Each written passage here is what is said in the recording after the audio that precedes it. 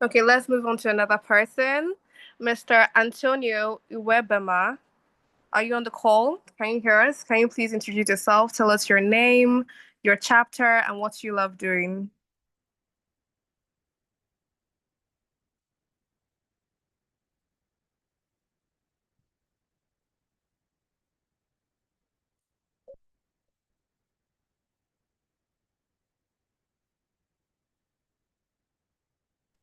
Oh, okay. Good evening, guys. I'm Iwebema Antonio. I'm from Delta State University, Ole Campus, Papa. Okay. So what do you love doing, Mr. Antonio? Is that? What do you love doing? What are your hobbies? My hobby is playing Yes. football. Football. That's Yes, nice. yes, yes. Yeah. Okay, thank you. So next person, Mr. Aboyewa, are you on the call? If you're on the call, please introduce yourself. Aboyewa.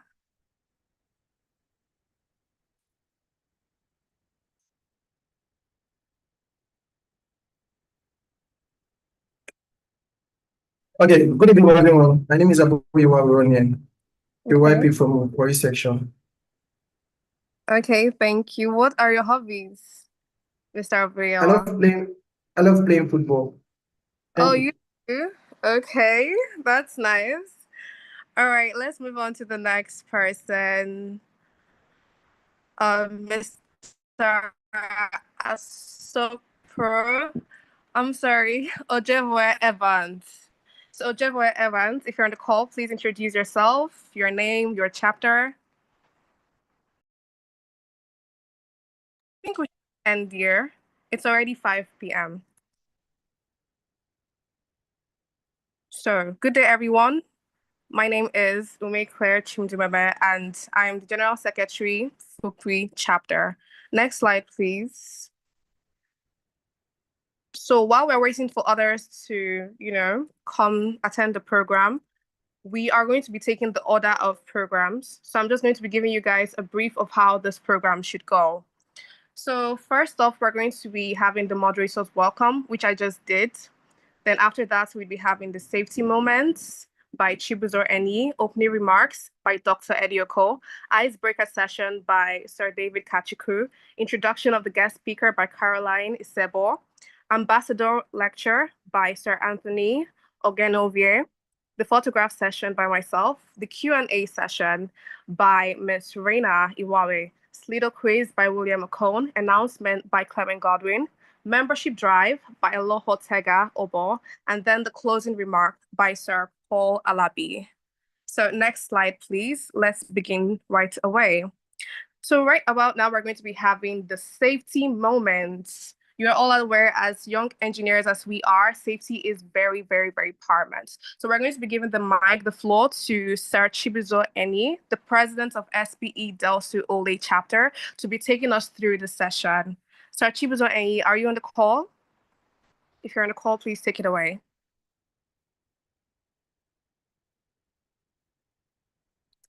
Sir Chibuzo Eni.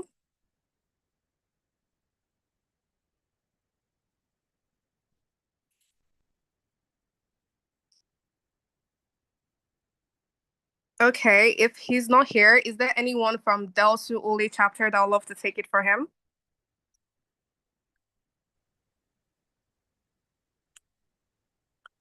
Okay, if not, I'll just All take right. my. Let me. Okay, go on. Go ahead, please. All right.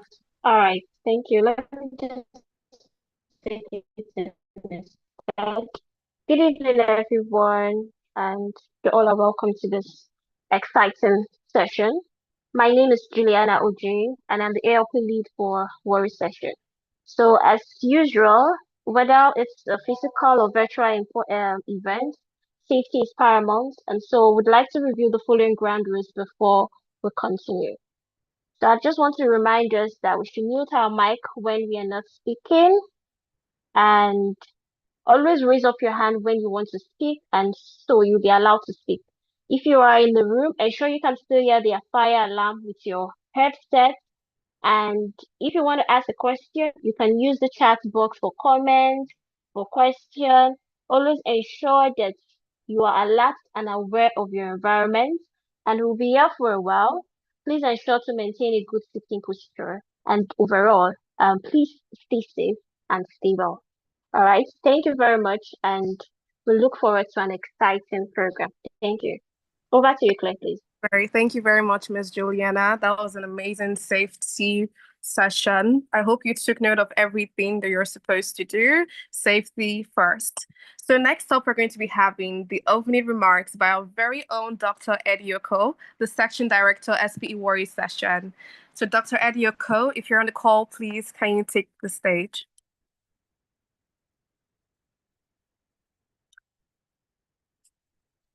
Can you hear me?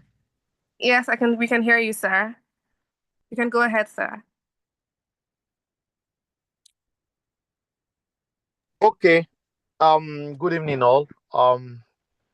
It's always exciting to be on an SP event and program, especially talking to young professionals, students. It's actually something I enjoy doing. I was actually on transit, but like we always do, our safety moment will tell you to park in a safe place if you know you're driving. So when I got the alert 10 minutes ago that the program was starting, I just had to look for a safe place to park and to that have good network. So the topic today is a very interesting one in the sense that it's actually like an introduction or an eye opener into the oil and gas industry. Outside the seismic things that you do, outside the seismic job that you do, one of the things that aside the seismic job that you do, one of the major things in the oil and gas industry is actually drilling. And you have different types of drilling. You can drill on land, you can drill on in the swamp, and you can drill offshore, like drilling ship. You have swamp rigs, you have jackup rigs. Then you also have land rigs. I I believe that the speaker today is going to really touch some of all these things because it's a very wide topic. No, but like I said, it's very interesting because it's actually the beginning, the starting point in anything that has to do with oil and gas. Yeah. So I just hope that a lot of us will pay attention. I still look at the attendance and I feel it's very, very poor for a topic like this because a lot of you will want to work in the oil and gas industry. A lot of you want to go to the rig to work. But the truth is that going to the rig, classroom to the rig, there are a whole lot of things you need to learn. No matter what you are taught in class, it's not the same thing as the actual practical. So topics like these, discussions like these are very, very key. And I expect that a lot of persons will want to key into it to get that basic introduction. Well, I believe that the speaker is prepared, and I believe that the speaker will do justice to the topic. So let me not waste your time any further. But if you have friends that are not on this call, please just chat them up, call them up to join this call because they will really, really, really learn a lot. There's a huge difference between the classroom and the actual thing you see in the field. And the rig, like I said earlier, is a starting point. So I wish us a very, very fruitful lecture. And I hope that at the end of the day, we all take something home. Thank you very much and enjoy your day.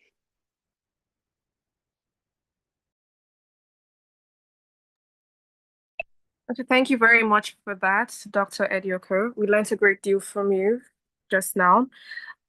Next up, we're going to be having the icebreaker session. This is the fun session. So this session will be taken by Sir David Kachuku, the president of SPE Fupri chapter. So Sir David, if you're on the call, please take the stage. Okay, good evening, everyone.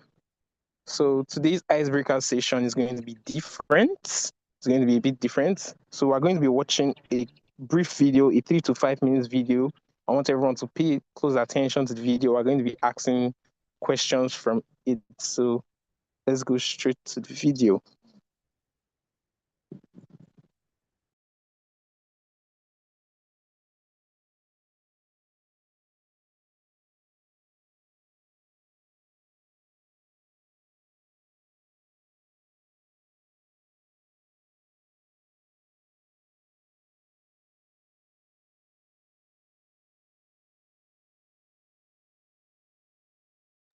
Please confirm you can see my screen. Yes, we can see your screen.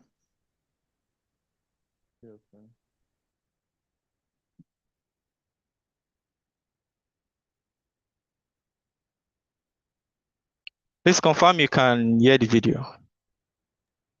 No, That the we audio can't is hear the working. video yet. The audio is not working yet.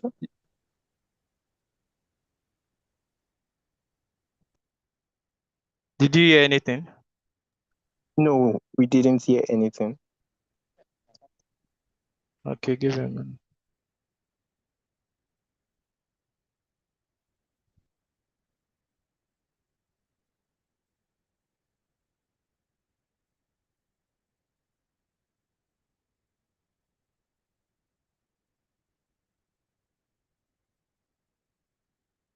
What about now?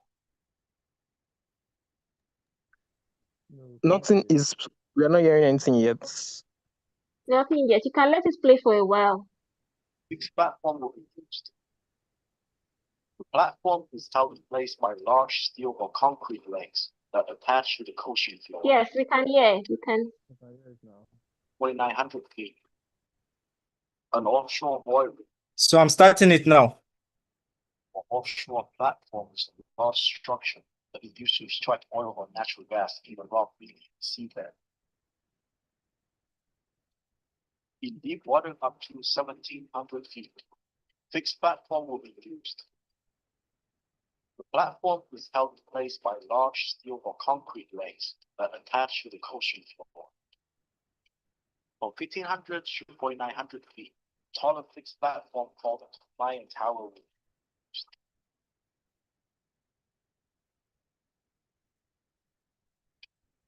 For deep water, up to 12,000 feet, floating oil rigs will be used. There are several types of floating oil platform being used. In this video, we are using the semi-submersible platform as an example. This platform is supported on large pontoons. These pontoons provide buoyancy, allow the unit to float and be towed from location to location. Some oil rigs are also equipped with propellers on the pontoons. Anchors will be used to secure the rig in a specific spot. Once on the location, pontoon structure is loaded to keep them below the sea level. The wolf legs float on top of the water, while the vast majority of their mass is below the water surface. Without the pontoons being submerged under the water, the platform will be unstable when the seas rise. Let's take a look at what's on the oil rig. This is the hoisting system being used to raise and lower the drill string. There are cranes. They're used for transporting supplies between the ship and the oil rig. Living quarters is where the crew members stay, eat, and sleep. Helicopter pad. Crew members will be transported using helicopters to emergency lifeboats. An escape plan for crew member in case of any dangerous situations. A lot of different tanks that can be used to store water or fuel, such as diesel. Diesel is used for power. Flare stack. Flare stacks are often used for putting off flammable gas. Extracted oil might contain gas. This gas must be separated and burned off to avoid any possible explosion.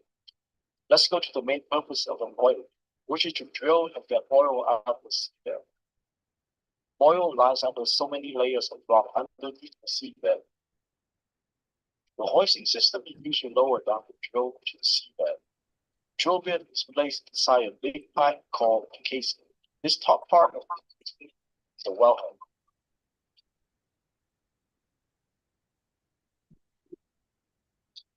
When touching the bottom of the sea, the drill starts drilling down.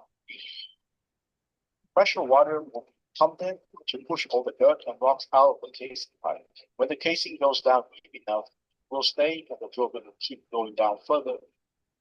The drill bit will be pulled out the hole, the smaller casing will be installed. The cement is pumped down, followed by a plug, and a plug is used to separate the cement and plug. The plug is pushed down to ensure the cement covers the outside of the casing and secures permanently.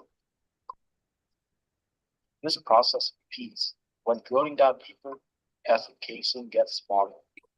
When drilling goes closer to the oil, a very important device called a blowout preventer will be installed on top of the wellhead. This device purpose is to prevent any unwanted accident caused by high pressure oil coming out of the ground. Oil may come out with extreme pressure, is called cake. Cakes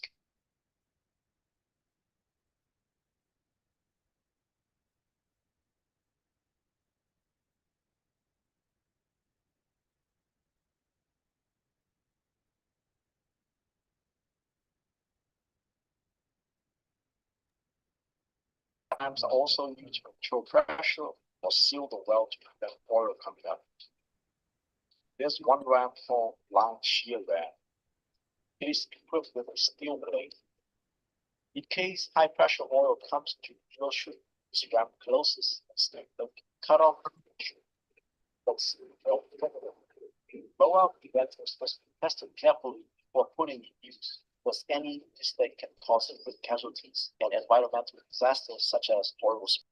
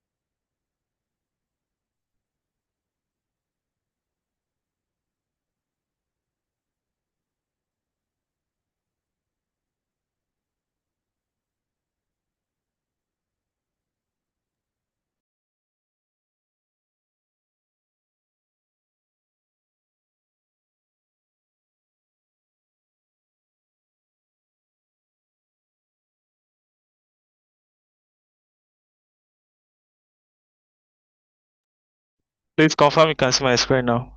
Yes, we can see your screen. Okay. Okay. So you can continue, sir. Okay. So we will be going straight next to the questions. Going straight next to the questions. Okay. Okay. First question. So just send the answer in the chat box. First question, what is the function of the pontoon?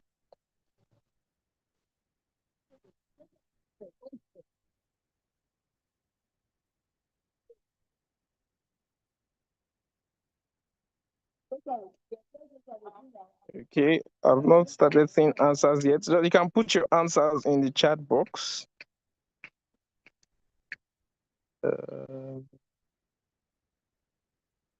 Wow, I'm not seeing any response yet.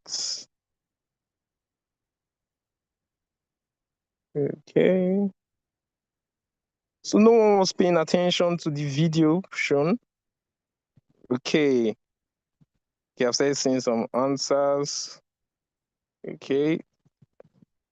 Okay, so we can display the answer now. Well done to those that give attempts. So the function of the pontoon is to provide buoyancy to support the weight of the drilling structure. Okay, so we'll be moving on to the next question. What is used to separate cement and mud? Okay.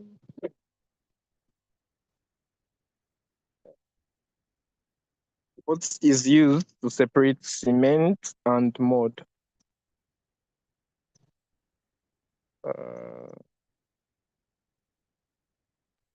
What is used to separate cement and mud?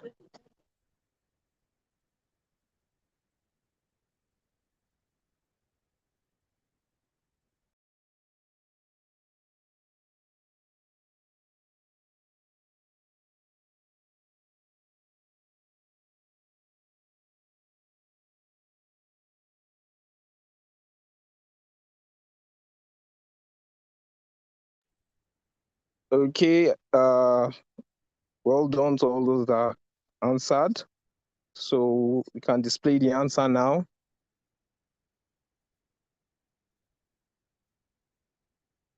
We can display the answer now.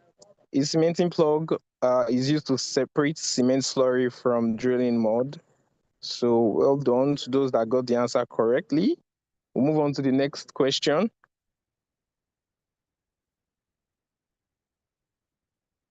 What is the function of the BOP, the blowout preventer? What is the function of the BOP, the blowout preventer?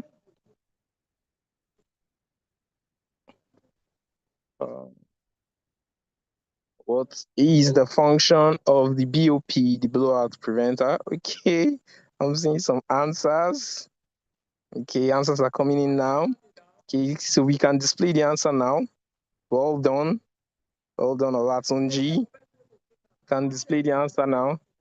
The blowout preventer prevents uncontrolled flow of formation fluids from the wellbore during drilling operations or seals the wellbore. Okay, next question. Well done to all those that got that. What fluid is used to displace cement? What fluid is used to displace cement? I expect everyone to get this correctly. Okay. So answers are started coming in. Well done, Michael. So we can display the answer now.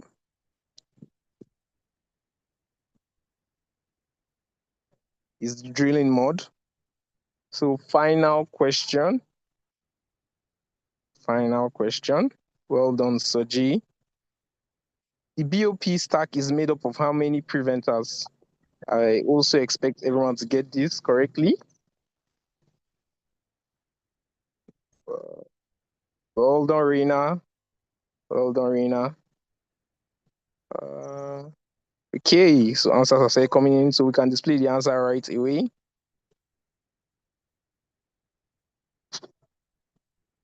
It's 2, the annular and ram preventer. Okay, thank you all for making this session amazing. I'll be handing over to the moderator right away. Moderator, over to you.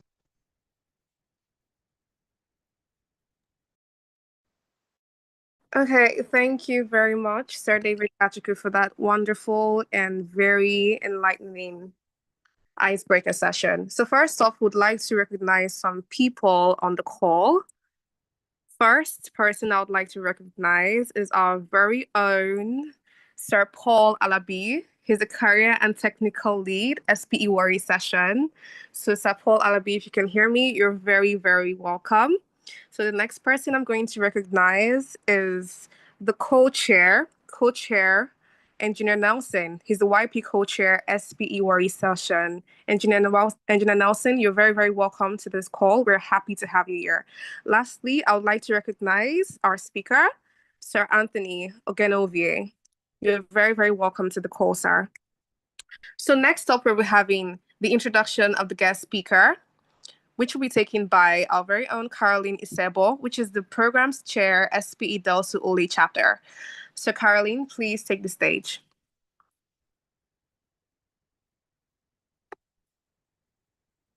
Caroline.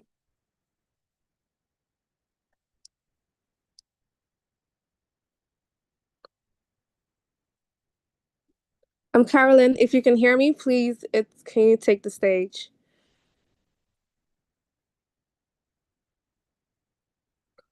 Okay, if Caroline is not on the call, I'll be taking it myself. So Anthony Ogenovier Onobrakpeya is a well-site drilling engineer at HD Okwa Drilling Services, where he contributes to safety and efficient drilling operations across various onshore and offshore projects. Yes, we can hear you, Caroline. Please go on. I'm so sorry. I've been on the call. I had issues speaking. So sorry. All right, no problem. All right. Apologies on having to cut you off. I was struggling to connect properly because of network issues over here. Good evening, everyone. So our guest for today is Mr. Anthony Ogenovier. He's a well-fed drilling engineer at HD Okwa Drilling Services, where he contributes to safe and efficient drilling operations across various onshore and offshore projects. As a graduate member of the Nigerian Society of Engineers, Anthony demonstrates a strong commitment to professional excellence, technical innovation, and continuous development within the energy sector. His professional interests include well engineering, drilling optimization, sustainable energy practices. Anthony's career reflects a passion for bridging technical expertise with practical field experience to advance the standards of drilling operation in Nigeria and beyond. So, hello everyone, that's who will be teaching us today. We welcome you very much, our able guest.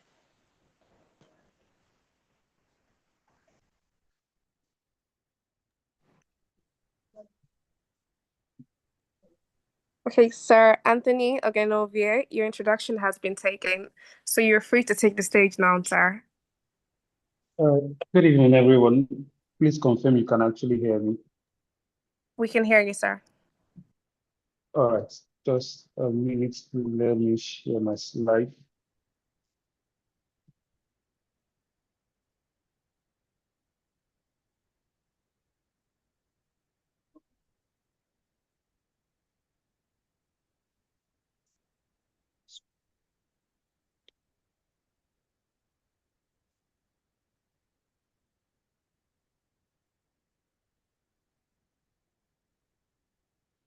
Okay, please confirm you can actually see my slide.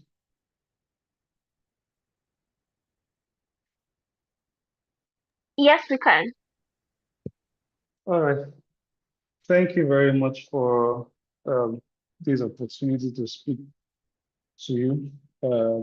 I'll just go straight to what we have for today for the sake of time. Okay, we are to speak on from classroom to rig floor, understanding the core of drilling operations. Okay, so basically, as we all know, the Nigerian educational system, the way it is designed, most often at times,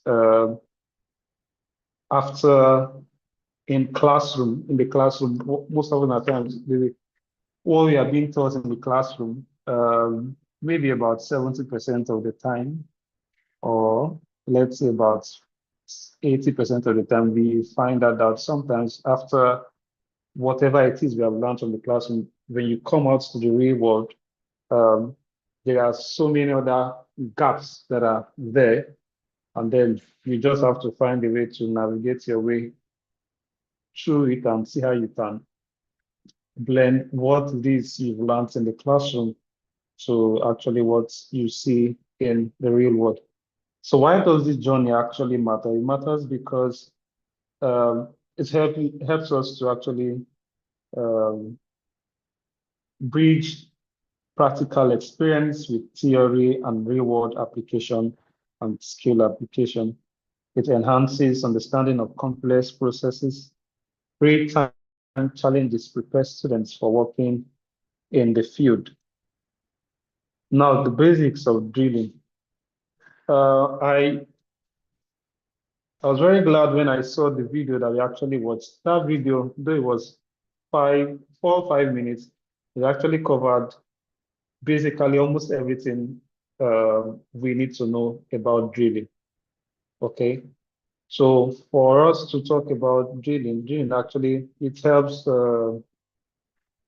the process for drilling. Drilling creates wells for extracting oil and gas, utilizing the rotary drilling concept and specialized downhole tools. This process is essential for efficient resource extraction and management. Now, the rig is actually our outdoor classroom. Why do I say so?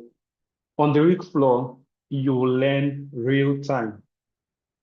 You learn real time because everything that happens on the rig floor is happening real time. And so any little mistake, any mistake at all on the rig floor can actually cause a disaster. And so that is why it is very important that while you're on the rig floor, you learn.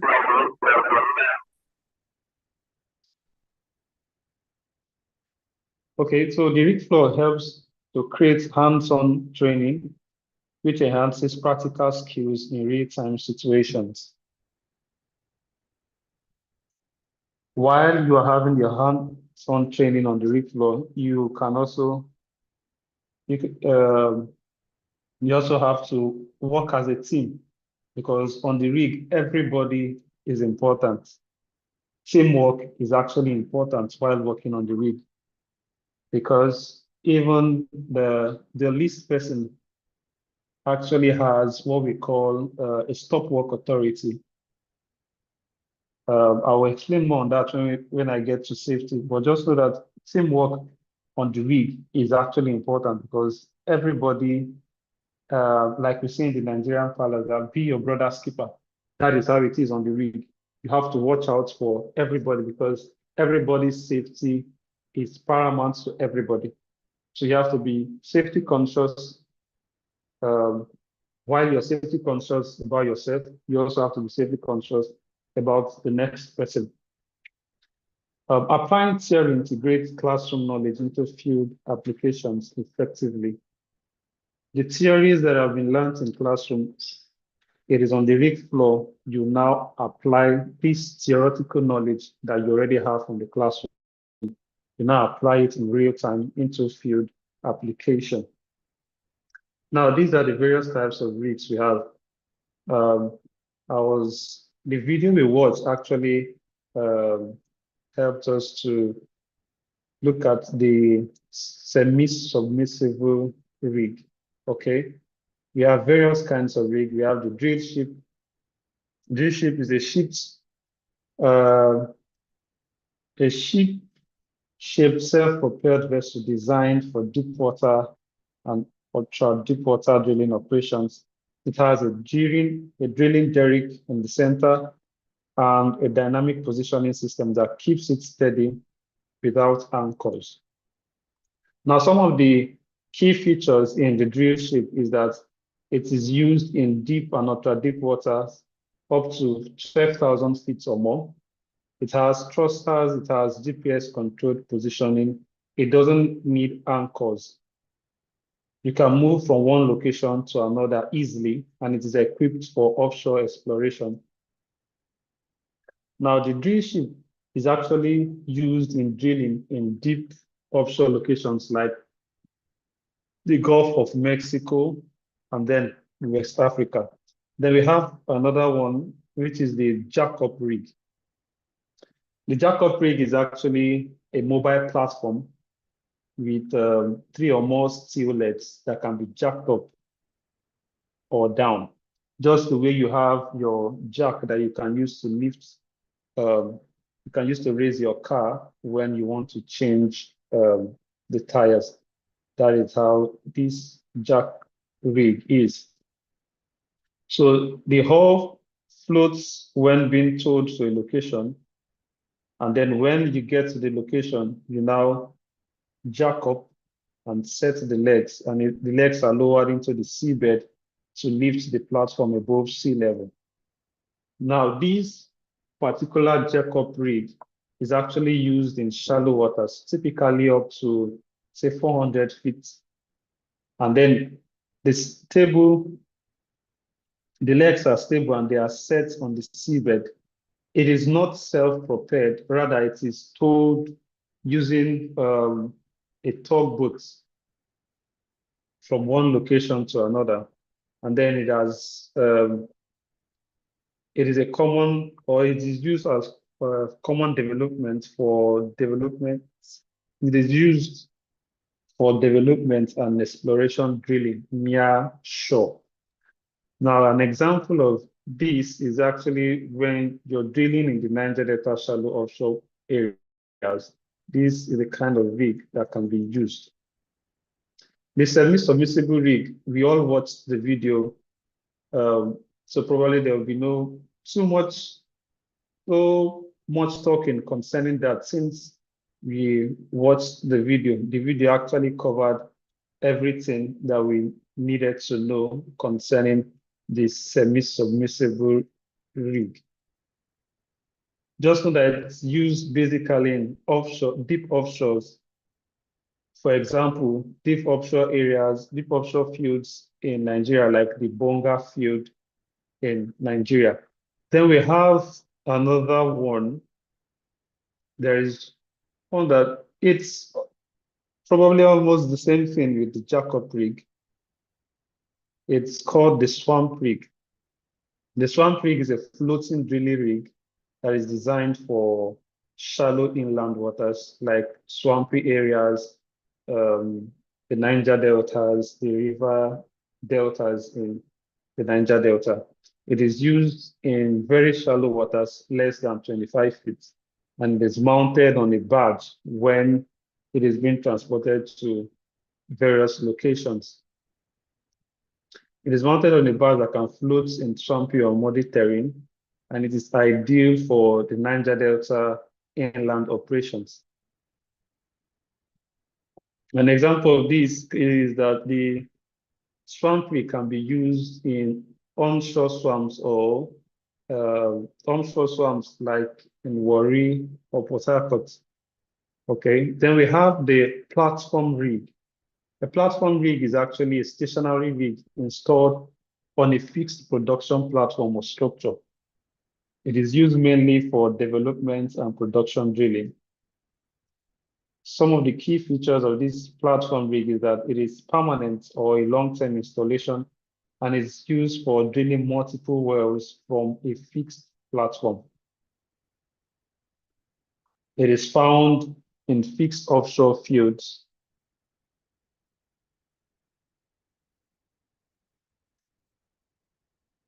Now, when you get to the rig, there are various persons that you meet on the rig. Now,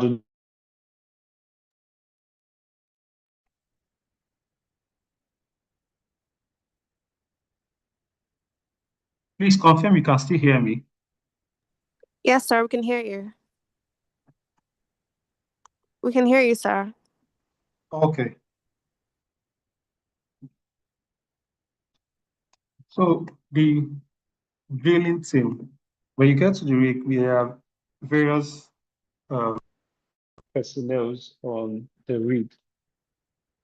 So knowing the team's structure is essential because each member on the rig is actually very important, beginning from the driller down to the mud engineer.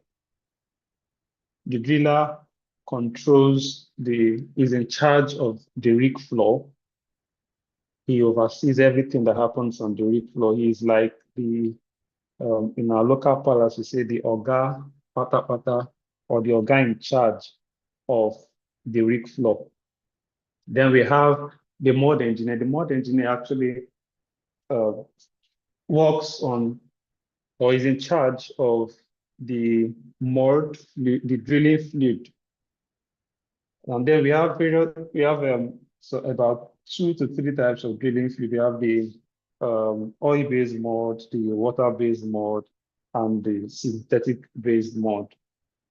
All these various kinds of mud, they are used for various sections in drilling.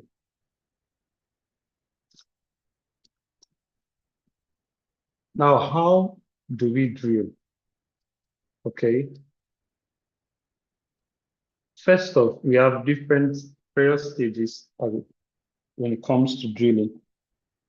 First things first, you have to rig up, move the rig to, depending on the terrain that you are drilling and the kind of rig you are using. So if it's, for example, if it's in the swampy area where you're making use of the swamp rig, you move the rig to the coordinates or the location, and then you carry out the general rig up by the ballasting the rig, setting the rig, setting the marks up, and then after you are done with that stage of rigging up, you now go to the drilling stage, which begins with spudding. Now, this spudding is the initial phase where the drill bit penetrates the ground. It marks the start of drilling a new well, ensuring proper alignment and stability. Okay, so after you have spudded the well, then you move to the drilling section where you now install the conductor pipe. Now, for example, if you are drilling a particular well and you're making use of let's say, for example, you're making use of a 30-inch conductor pipe, you drive this conductor pipe to a depth we call refusal depth. Now, that refusal depth is actually a depth where the conductor pipe can no longer go down into it can no longer be driven. It has gotten to a point where it is now stuck. It can't go more than that particular depth that it has gotten to. Then after you've done that, we now move to the next phase. Let's say, for example, since you've driven the 30-inch conductor pipe, the next phase now will be for us to start drilling the 17.5 hole section. Now you drill the 17.5 hole section to the depth that has already been planned from the beginning. This planning is called the well planning, and is basically done by the well engineer, the geologist, and various other persons that make up this team that carry out the well planning. So when you drill to the depth that was marked for the 17.5 hole section, after you're done drilling, you run the casing.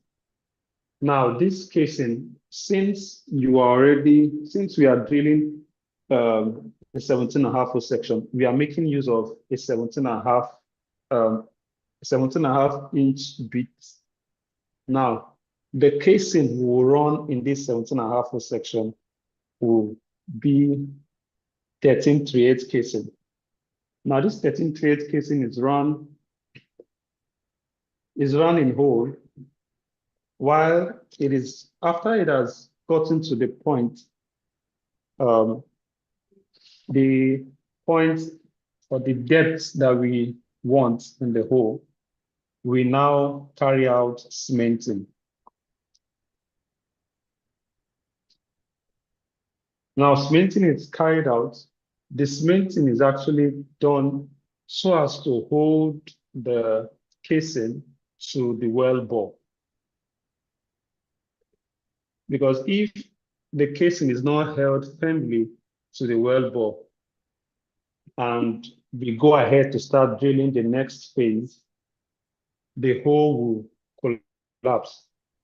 And if the hole collapses, it's everything that we've done, right from the well planning to the spudding to the running of the conductor pipe and then the drilling of the 17.5 hole section, will be a waste. So that is why we ensure that this cementing is carried out, and then we ensure we allow the cement to hold the casing to the well bore. We ensure that it is done and it is done properly. Once that is done, we move to the next phase where we now move to drilling of the 12 1/4 hole section. Now, remember we started from running the 30-inch conductor pipe, after which we drilled with a 17.5 inch drill bits to drill the 17.5 hole section. Then we ran in our 1338 casing.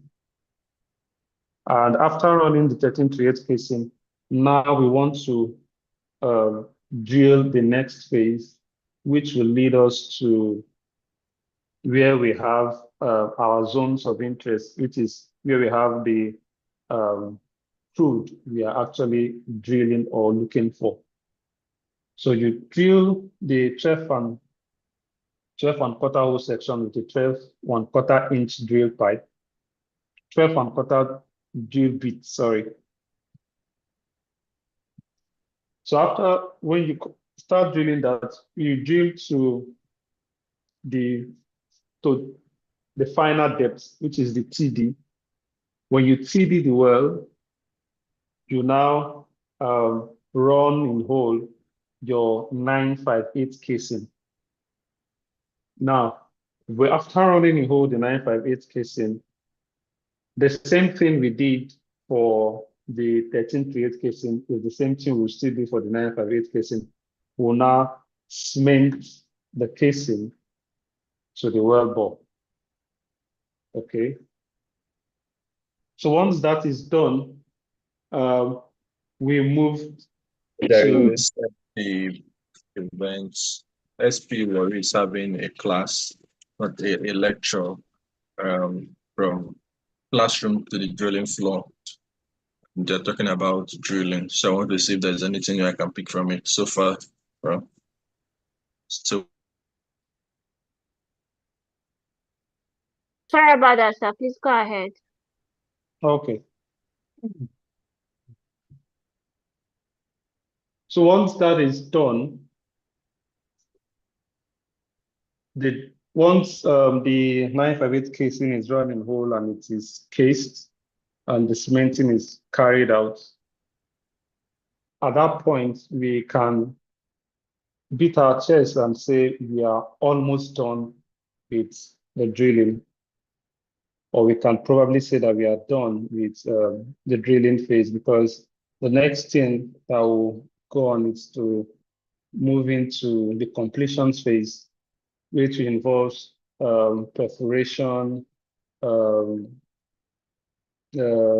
running of tubing, setting of packer, and all that. All those ones are now in the completion phase.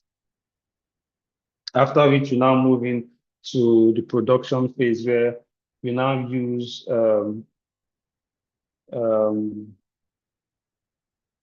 we now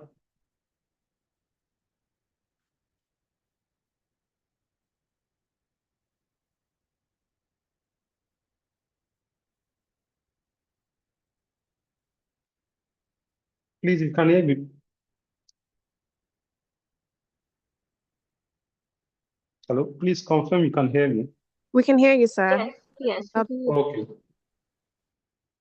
So once that is done, we now test we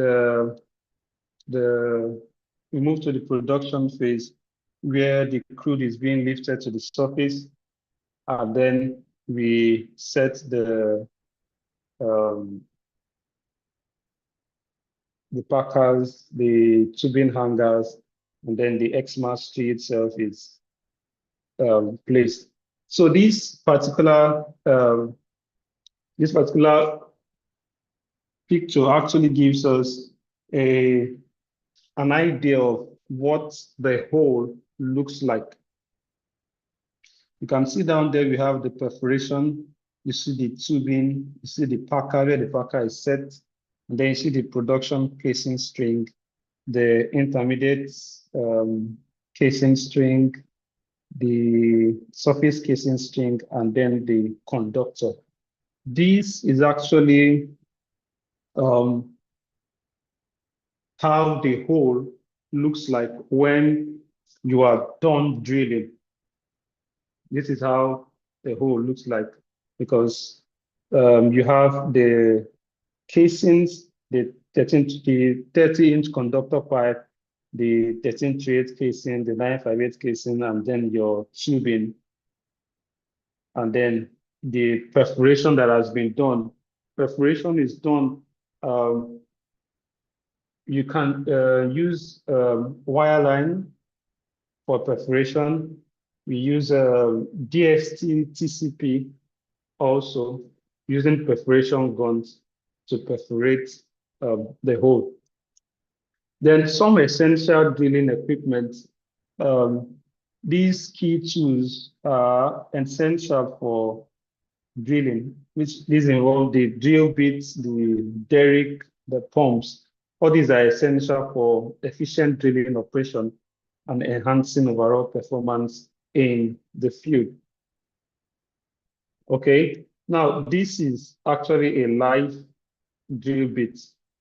The first picture you have there is the drill bit of, it's a 17.5-inch drill bit that is used to drill the 17.5 hole section, while the second bit there is the 12 1/4 drill bit that is used to drill the 12 1/4 hole section.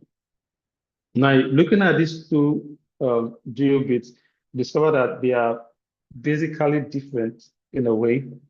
One is a roller drill bit, while the other one has, this other one has, you see the nozzles. These nozzles are where the drilling fluid passes through to get into the well bore. Probably before the end of this, my presentation, I will probably show you a video of how this, the different kinds of drill bits that we have. Then in drilling on the rig, safety is very, very much important. Safety is never overemphasized on the rig. That is why whatever operation that takes place on the rig, the first thing that is being done is what we call pre-job safety meeting, or what we can call toolbox meeting.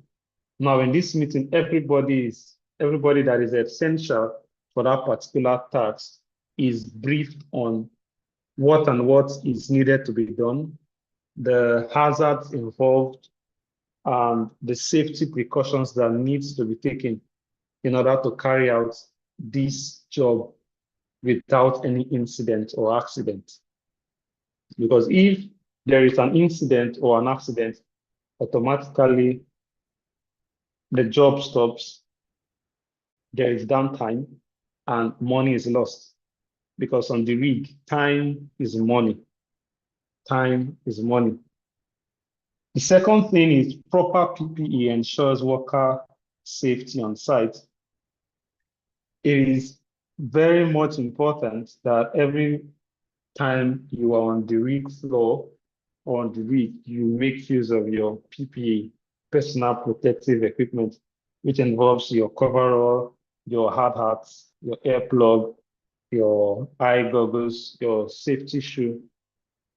If you look at the picture we have there, you see some persons putting on a life jacket or a work vest. Probably they are working on a place that requires them to put this on in case there is an emergency or in case somebody falls overboard into the water. This will actually help the person to stay afloat. Now, clear hazard communication minimizes risks and accidents. This is very, very much important because while work is being done, before the job is being done, you have to have a clear knowledge of the hazards that are involved in that particular task you're to carry out. And that is where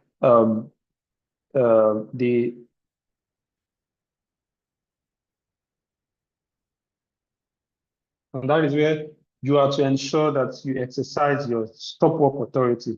Because when you, on the rig, you say, if you see anything, you say something. Once you see that something is not safe, you have to speak up immediately. Because you speaking up, you're saving somebody's life. You are saving the company money. You are just so that it is very, very much important that once you see something that is not safe, you say it and speak up immediately.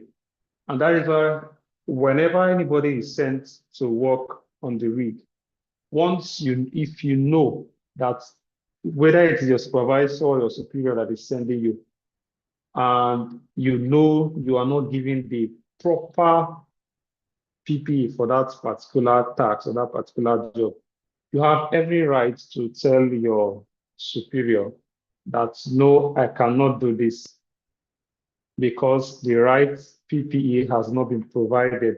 For example, somebody who is being asked to go and walk at height, and there is no harness belt given to you.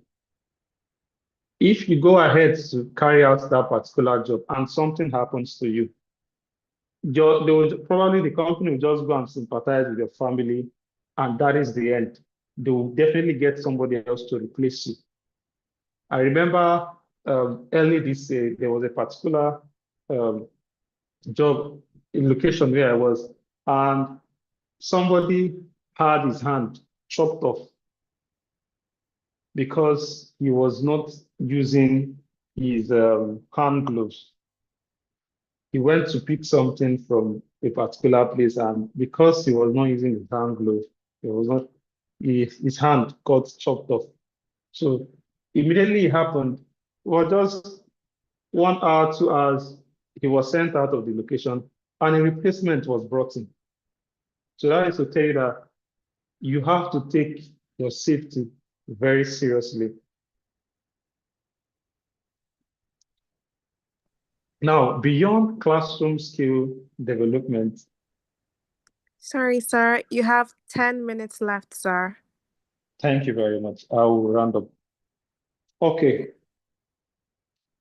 Beyond the classroom skill development, when you get out there on the rig, skills like leadership, communication, and problem solving are essential for success. And so rig experiences foster a collaborative atmosphere that cultivates these abilities among crew members actively. Because while you're on the rig, you are a leader. You must be able to communicate effectively, and you must have the ability to solve problems.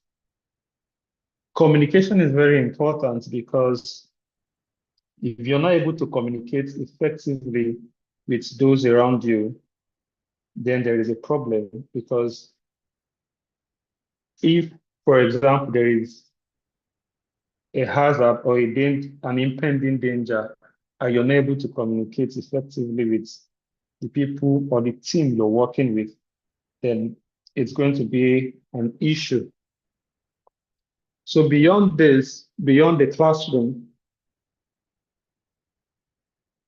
we must must have this skill of, another skill we must have is people management.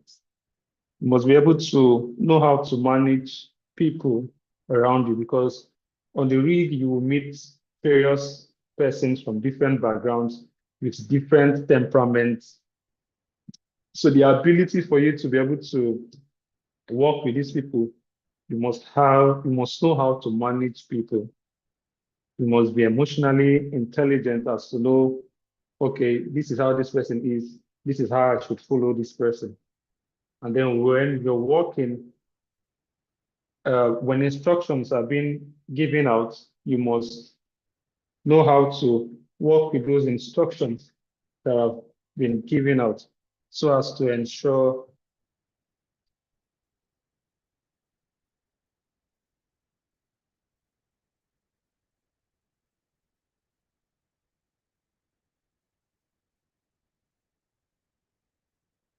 Please confirm you can hear me. Yes, we can hear you now, sir. Okay. So, like I was saying, when working on the rig, you have to ensure you're able to communicate effectively. And then while on the rig, you must be able to solve problems, because it is one of the skills that is required. And then you must be able to lead those with you, because on the rig, everybody is actually a leader. Everybody's contribution is needed. Okay, so thank you very much for this. I just want to tell you, for those of us, for those persons who are yet to go on, those that are in school that are yet to go on IT, just know that when you go on IT, industrial training, ensure to make good use of your IT, because that experience you have there will help you to bridge the gap between the classroom and the real world out there. So embrace your journey and embrace your growth. Celebrate your small wins and go out there and shine. Thank you very much. Thank you so much, sir. Thank you so much. Wow, that was a lot. Reminds me of drilling engineering class. Thank you so much, sir. We learned a lot from you, from your session. Thank you and God bless you. So before we go ahead, I would like to recognize some amazing people that are present with us here in this call. First of all, I'd like to recognize Mrs. Monique and Miss Ogene Fejiro Golaga. They are YP leaders in this session. Thank you so much, Ms. Golaga and Madam Monique, for being here with us today. Your presence is highly welcome. So next up, we'll be having our photograph session. Yes, photograph session. So everyone, please turn on your cameras. Turn on your cameras. Let's see your beautiful faces so we can have the photograph session. Please, let's make it snappy so we can go ahead with the program. Okay, I can see your wonderful faces. Beautiful. So the shots are being taken now.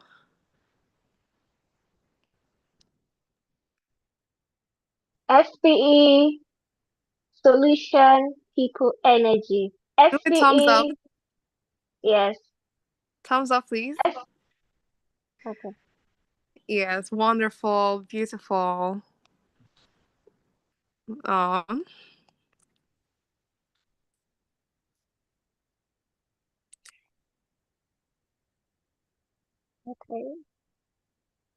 All right.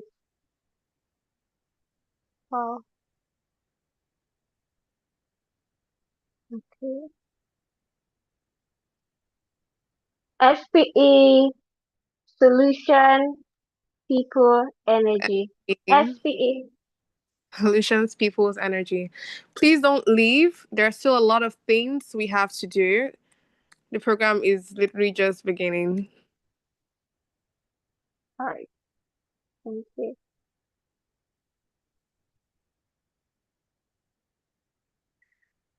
Okay, thank you very much. So next up on the agenda, we'll be having the question and answer session. Yes, we just had a very, very amazing lecture. Lots of things to learn, lots of things. And I'm sure you have so many questions. So I'll be handing over the session to Madam Reina Iwawe, Vice President, SPE Delsu Ole Chapter, to take up this session. Thank you, Claire.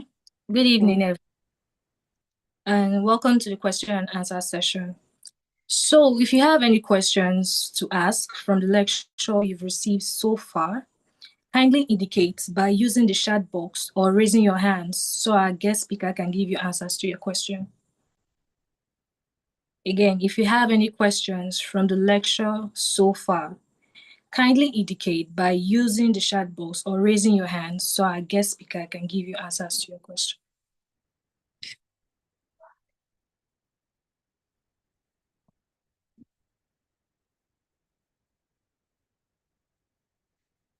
If you have questions, please indicate.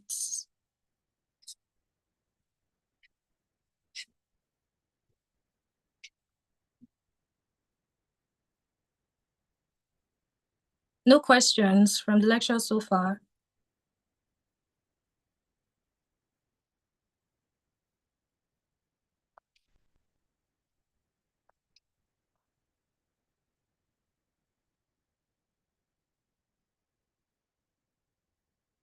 Again, if you have any questions from the lecture so far, kindly indicate by using the chat box or raising your hands so our guest speaker can give you answers to your question. Some hands are raised up. So I can't see them. Okay. Mr. Christopher's hand is raised up.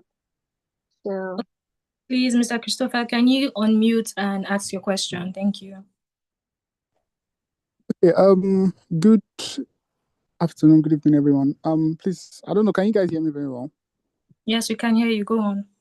So my question was about the drilling process he talked about. So I just want to confirm something, more like confirming actually. So when after driving in the conductor pipe basically, and you drill like the next section for the casing. So I just want to confirm like the conductor pipe is basically like not cemented in place. It's just held in with that force of like you driving it in, and there's basically the space between the conductor pipe and like the first casing you put is still filled with like the same depth that the ground was made with. So that space is there's no like okay, like there's no cement between those, like the conductor case and the conductor pipe and the first casing that you put in. That's just my question. If I can just get clarification. Mr. Anthony, please, could you answer the question?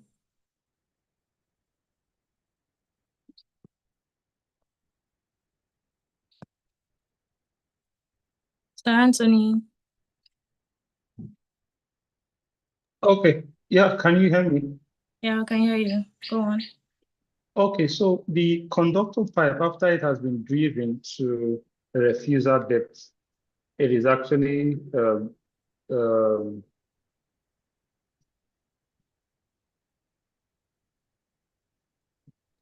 hello, can you hear me? Yeah, we can hear you. Go on. Okay, so when the conductor pipe has been driven to the refuser depth, it is actually cemented before we start drilling the next phase, which is for example, the 17.5 row section. Okay. I don't know if I've answered the question. Okay, thank you, Mr. Anthony. Mr. Christopher, does that answer your question? Yeah, it does, but like I'm just wondering, like, how does that cementing process like happen? Because I know with the normal drilling, like the cement is passed through like the drilling string, but I don't know, like for the conductor cementing, like how would that be done? Okay, Mr. Anthony, please, could you answer?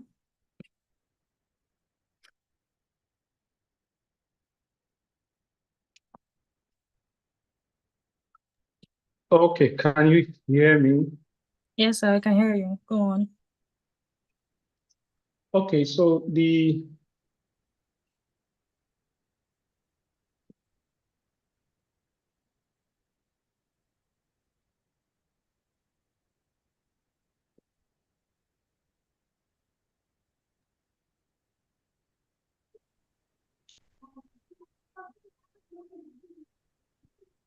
Mr. Anthony, are you still on the call? yeah, sorry, I think my network is probably having issues. I'm trying to set up again, just a moment. Okay, can you hear me now? Yes, we can. Go on, sir. Okay, so for the conductor pipe, sometimes it is cemented, some other times it is not actually cemented, okay? Depends on the terrain that you are actually drilling.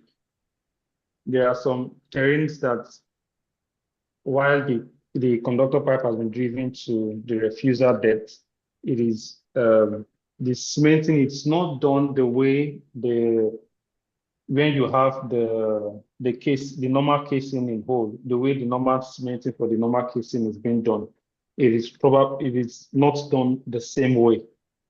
Okay. Because we know when the normal casing is cemented, you have to set the plugs, which now push the cement out of the hole and then sends it to the annulus. So for the conductor pipe, it is basically not the same way. The cementing is basically not carried out the same way that the cementing for the casing is being carried out.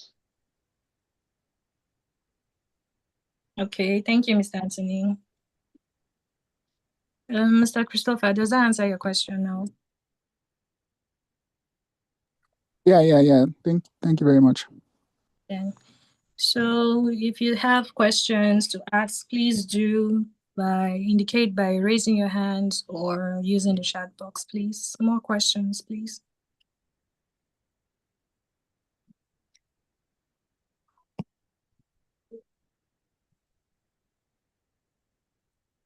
If you have questions, please indicate by using the chat box or raising your hands.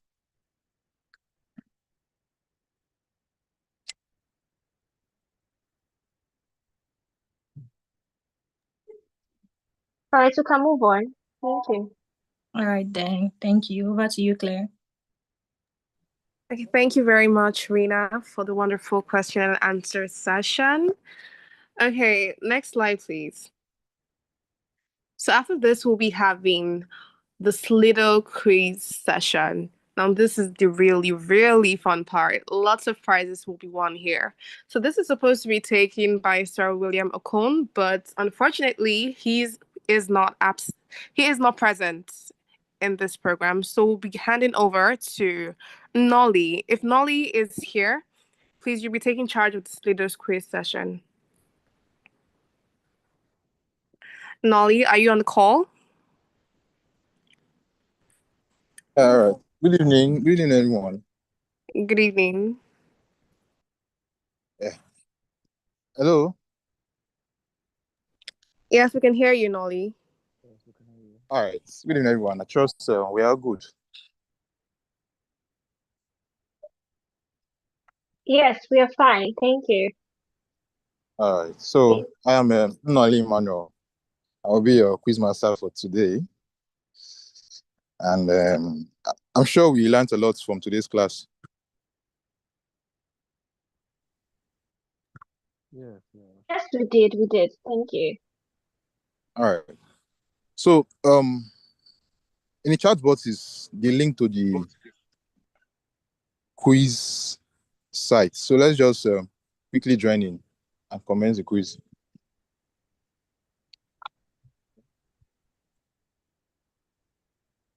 Can you hear me? Yes, we can hear you. You can begin sharing your screen. Thank you. All right.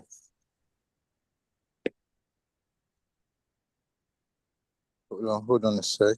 Can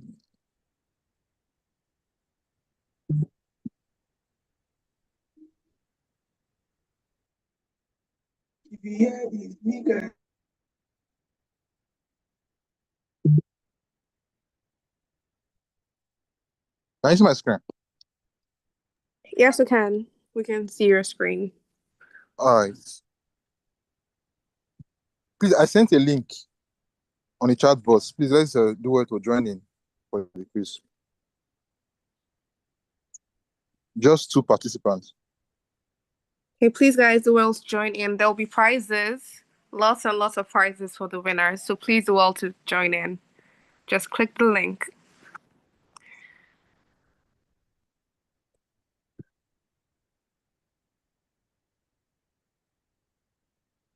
We have 15 questions here. 50 seconds each to answer each question.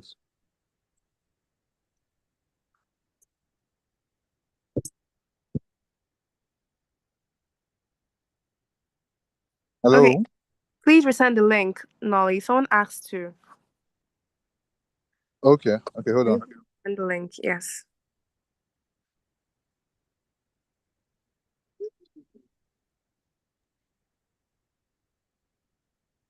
Please saying 13 persons have already joined. Is it possible that I'm still able to join again? Okay. Let's just kick start.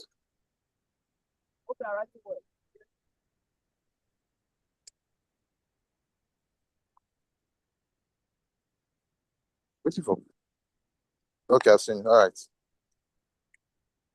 So let's go. The first question. Maintaining the current more density during drilling is essential to dash. You have 15 seconds to go. Remember, speed and accuracy. All right.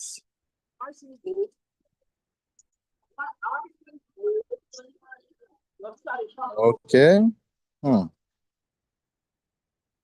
Nelson is stopping, then Carliness. Next question, please. Yeah. Good evening.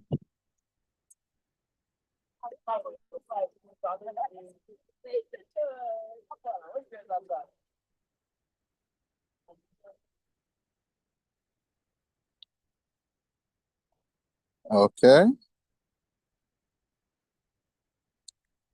Let's see who is leading.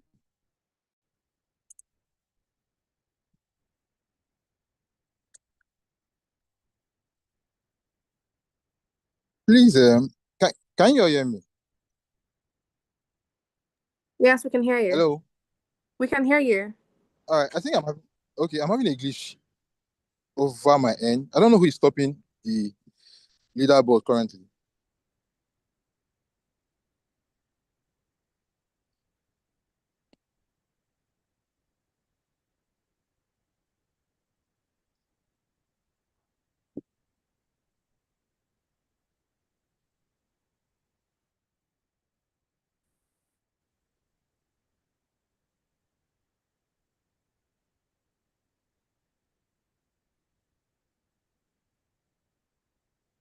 Nolly, can you hear us? No. Can you try refreshing? Because okay, Michael sent something on the Nelson is leading, followed by Kali, and we have Samuel third. Okay, All so you right. can just All right. Nice. okay. So just So moving on. Next question.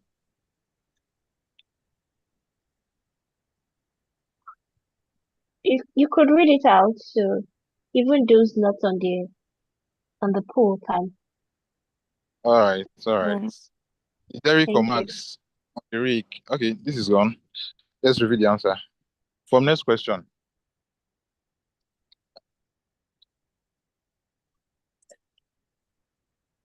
Okay.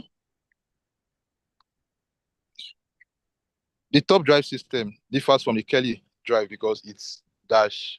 We have reduces the need for a rotary table, increase torque and reduce control, and it then is used only on offshore rig, which is the correct answer. Reduce the need for a rotary table. See, these questions, they are a bit tricky. You have to pick the most accurate answers. I think Samuel is leading, then Austin and Kali. Next question. The process of spooding in a well refers to dash. One, setting surface casing before drilling deeper. Two, beginning the initial drilling to establish the well bore. Three, circulating more to clean the hole. The most accurate answer, remember, speed and accuracy wins the game. The answer is beginning the initial drilling to establish the well bore. Austin is leading. Second, Kali and Samuel. Next question. The blowout preventer stack is installed mainly to dash. One, maintain drilling mud circulation. Two, prevent uncontrolled formation fluid release. Three, monitor annular pressure and flow rates. And four, 3,200. The answer is prevent uncontrolled formation fluid release. Let's see who's leading. Kali is winning. Second, Samuel and Austin. Next question. A sudden increase in mud return, flow rate, and pit volume during drilling may indicate dash. Petroleum engineers. D low circulation, D bit volume.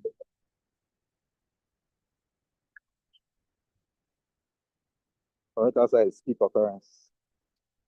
Let's see. Kali, number one, Samuel, number two, and Austin, number three. Next question. The drill collars in a bottom hole assembly, the DA shape, are used to dash, reduce vibration and improve hole trajectory. Two, add stiffness and apply weight on this. Three, maintain uniform and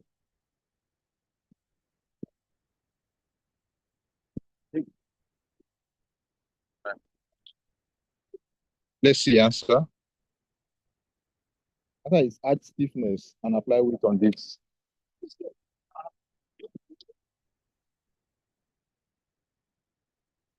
Samuel is leading, followed by Kali and Christopher. Oh, Austin, I believe in you. Next question. Which of these is not true? Which of these is not true? One, the sun is the closest star to the earth. Two, Proxima Centauri is 4.24 light years from the earth. Water has lower entropy compared to ice. And the movement of tectonic plates is responsible for earthquake. The answer is water has lower entropy compared to ice. Samuel is leading, then Carly and Christopher. Austin, what happened? Next question. The primary objective of casing in drilling operation is to dash. Which of these is the primary objective of casing? Remember, speed and accuracy. Let's see the answer. The answer is to support the borehole wall and prevent collapse. Let's see who's leading. Samuel, Ali, and Christopher. Next question. A kick in drilling terminology refers to dash. What's the kick? An influx of formation fluid, reduction in annular pressure, or a surge in mud form pressure? Answer is an influx of formation fluid into the wellbore. Samuel is leading, then Kali and Christopher. This is nice. Samuel and Kali. Which is the largest star in the galaxy?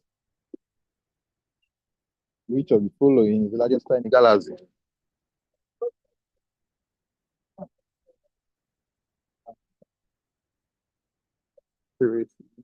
Let's see the answer.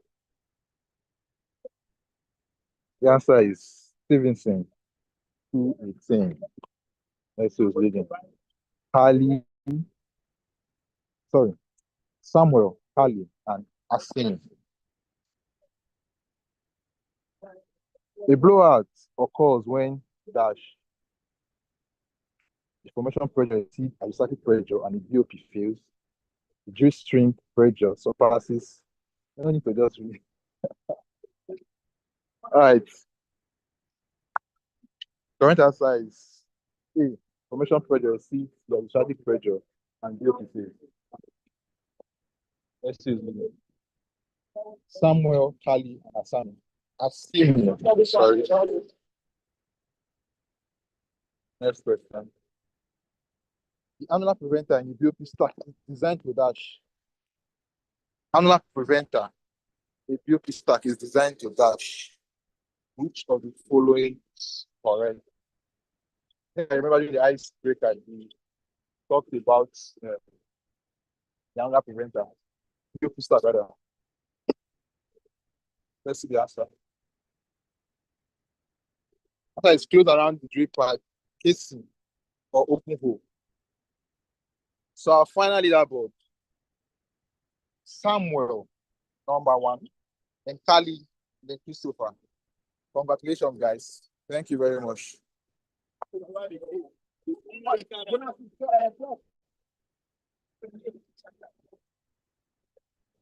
Hello.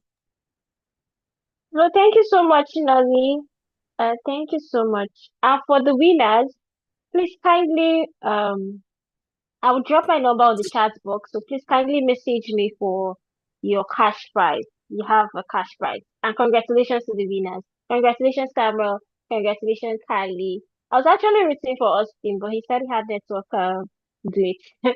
Well, congratulations to the winners. All right. All right. Over to you, Miss Claire. Okay, I'm sure we all had an amazing time. That was so fun. So next up, we'll be having the announcement section, which is going to be taken by Sir Clement Godwin, the President-elect SPE FUPI chapter. So Sir Clement, please take the stage. Good evening, everyone. Good evening.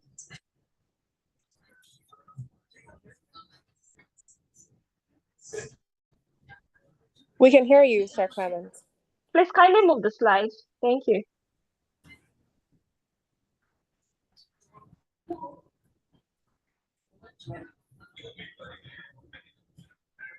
Hello. Hello, can you hear me? Please, can I have the slide?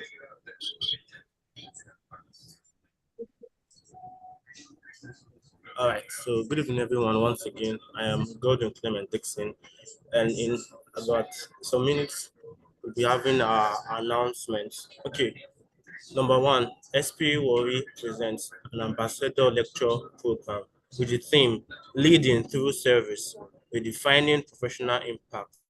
The date for this ambassadorial lecture program will be on Thursday, 13th of November, 2025, and the time is 5 p.m. West African time. Also, the next announcement is SPY presents annual student graduation symposium. Theme: Bridging the Gap, Turning Academic Knowledge into Industry Impact. The date is on Saturday, 29th of November, 2025. Time is 4:30 p.m. The venue for these events is going to be communicated to us shortly. Thank you very much. Okay, thank you very much, Sir Clement, for those wonderful announcements. So please set the date on your calendars and be sure to attend. Right about now, we'll be having the membership drive, which will be taken by Madam Eloho Tega Obo, the membership lead, SPEYP Worry Session. So Madam Eloho, if you're on the call, please take the stage. All right. Good evening, everyone. Good evening. My name is Juliana Oje. I'm the ALP lead. I'll be standing instead of Ella Ortega. She is unavoidably absent, and I will just go ahead to take the membership drive. All right. Thank you all so much for staying up till this time. You are the most important people, VVIP.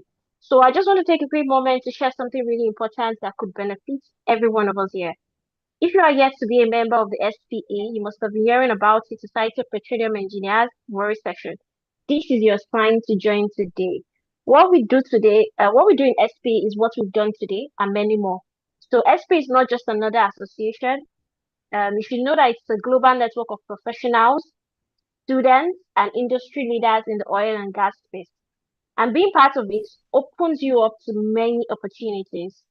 As a member, you get first-hand access to internship and career information, mentorship programs from industry leaders, scholarship trainings, and even access to a rich technical and professional knowledge base. Just like something we've had today. You also get to connect and network with top professionals, both locally and internationally. People who can guide you and open doors for your career growth. Okay, honestly, I will tell you from my experience that it's one of the best communities to belong to if you're serious about growing in your career.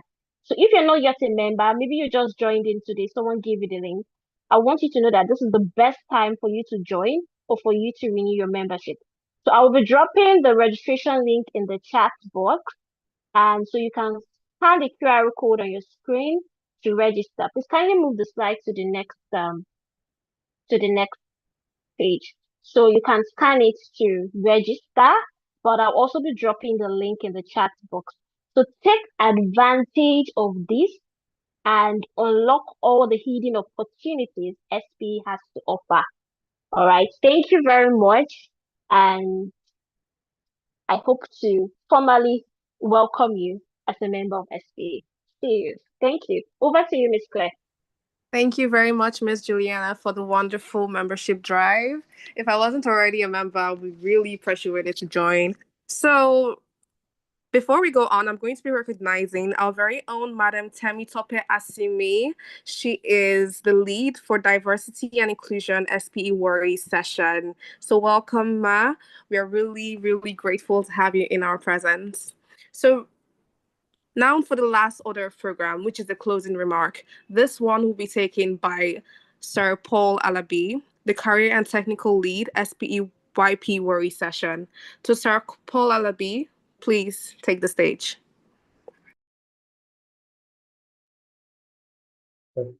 Yeah.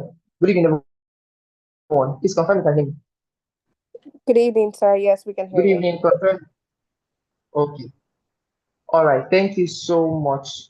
It's been a wonderful session. Like I it was quite expository, and it brought back moments of reflection. I remember some of these things I'm hearing. The last I heard them was what's it called? Uni days, when what we're doing, drilling courses and all, and it just brought so much nostalgia, and I'm happy that at least some of us are have the opportunity to really see some of these things now, because I know in classroom sessions it's just the theory and you're left to your imagination, but being able to bring put visuals and get this explanation of some of these things. I'm grateful for the ALP team for organizing this, and I also like to extend my gratitude to the ambassador lecturer.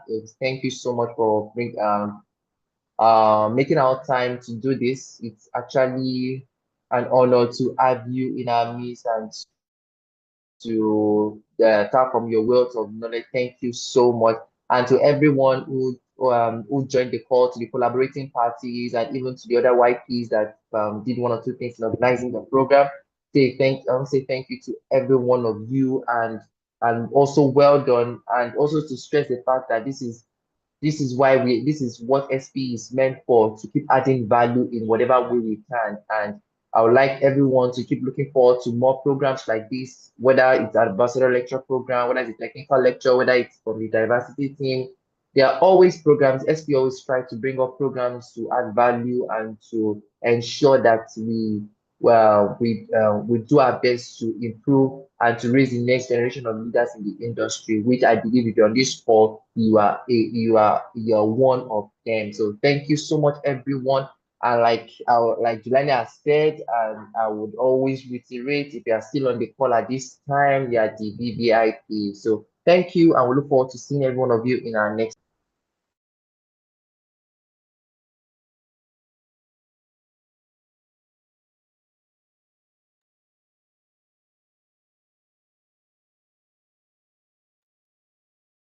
All right, Juliana, I think, or the moderator, you can go on. Okay, thank you very much, Sir Paul Alabi, for that. That was really, really beautiful.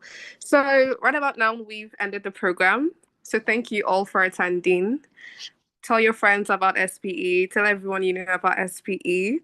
Have a blessed night. Goodbye, everyone. Bye. Thank you, Miss Claire. Thank you. Thank you. Thank you. Please, for the winners, kindly reach out to me. Congratulations once again.